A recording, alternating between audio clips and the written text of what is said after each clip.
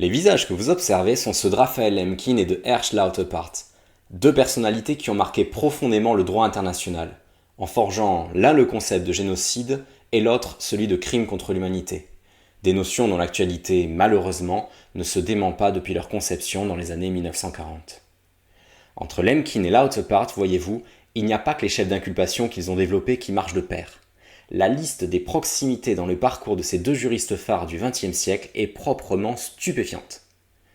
Ils naissent et décèdent à quelques années d'écart.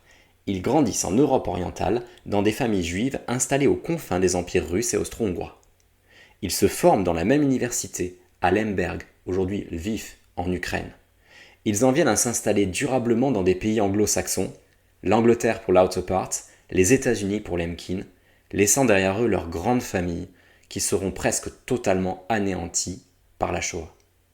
Enfin, ils vouent tous deux leur carrière à établir les fondements d'un droit international capable de s'imposer aux États pour mieux protéger les populations opprimées, ce qui les amène à s'impliquer directement dans la préparation du procès historique de Nuremberg en 1945.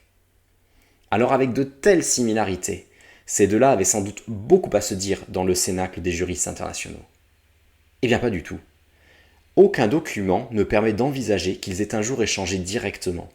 Pire encore, si chacun sait évidemment qui est l'autre, leurs idées s'entrechoquent, faisant d'eux des rivaux dans ce moment où s'écrit le droit pénal international. Avec sa notion de génocide, Lemkin veut protéger les groupes persécutés, alors qu'avec celle de crime contre l'humanité, Lauterpacht se place à l'échelle de l'individu.